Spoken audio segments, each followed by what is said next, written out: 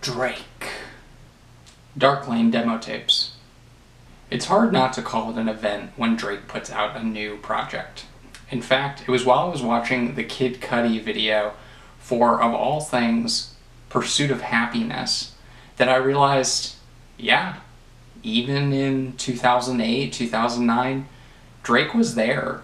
Even before he was a music star in his own right, he was seemingly plotting his cultural revolution that for at least the last 12 or so years has been absolutely ubiquitous. Even though he's managed to reboot his career numerous times in the last 5 years and survive some pretty weird, thorny scandals that involve communicating more often than would be seen as normal with teenage superstars, the truth is, year after year he comes back with more hits.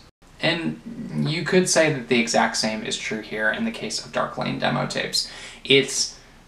And I say this as knowing it's a collection of B-sides, basically, or in this case, SoundCloud streamable raps, totally listenable and at the same time incredibly forgettable. When to Say When really sees Drake in his comfort zone.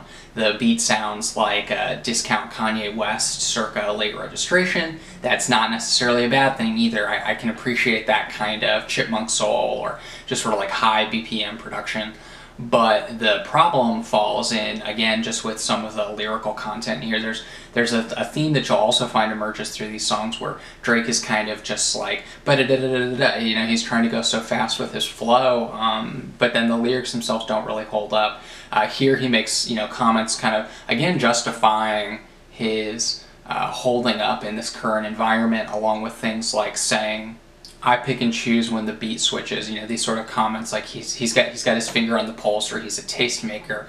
But the problem is, again, if you have to tell people that, if you have to show that to people or force it to people, they're a little bit less likely to take you seriously because it does kind of feel like posturing or pontificating.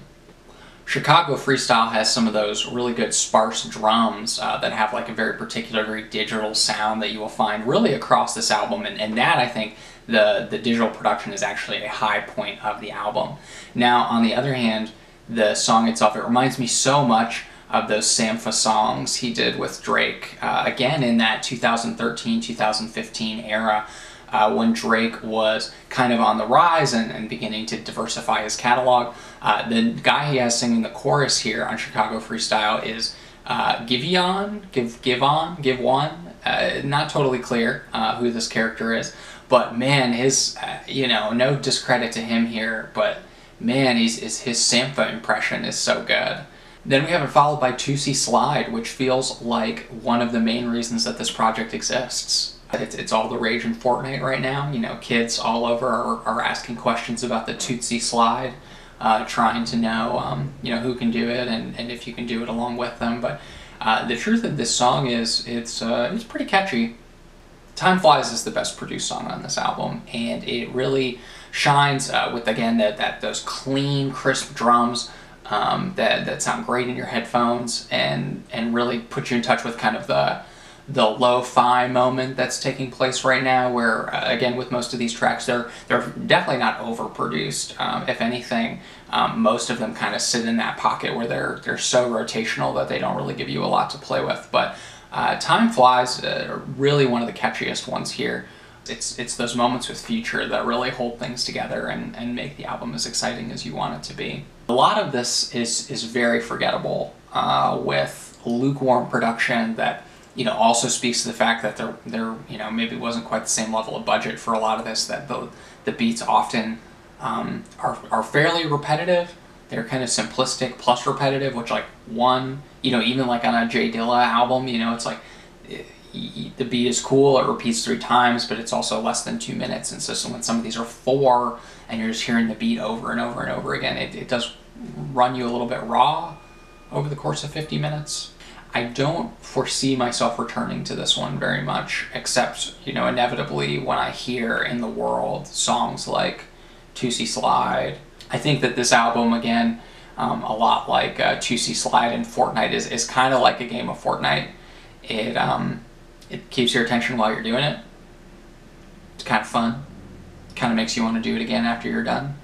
But at the same time, when you look back and you go like, what happened in that game? you're more likely to just go on to the next one than you are to really be able to recall what took place. And so I think that speaks to some of the limitations of longevity of this mixtape. For that reason, I would compare this mixtape to a Barracuda. It is too long, wants to intimidate you, with its seriousness. It is predatory and opportunistic. It is kind of just looking for its next meal, that's for sure. Not totally clear as well if these are supposed to be demos or if it's just like, this is a song that I put on SoundCloud and the level of my SoundCloud songs are demos. That part was never totally clear. And what the dark lane, where the dark lane is, it's maybe that's the 6. I don't know if it is super bright there during the winter or... Yeah, I don't know. Good question. Where the dark lane is. But yeah, if you have any albums or releases you're interested in getting some feedback on, if you want to collaborate with the Salmon House world, definitely looking for new contributions to Golden Backpacks, but also just interested in listening to new music generally. So if you have something you want to hear some thoughts on, let us know. Maybe we can get that figured out. But in the meantime, hope you stay safe, happy, and sane.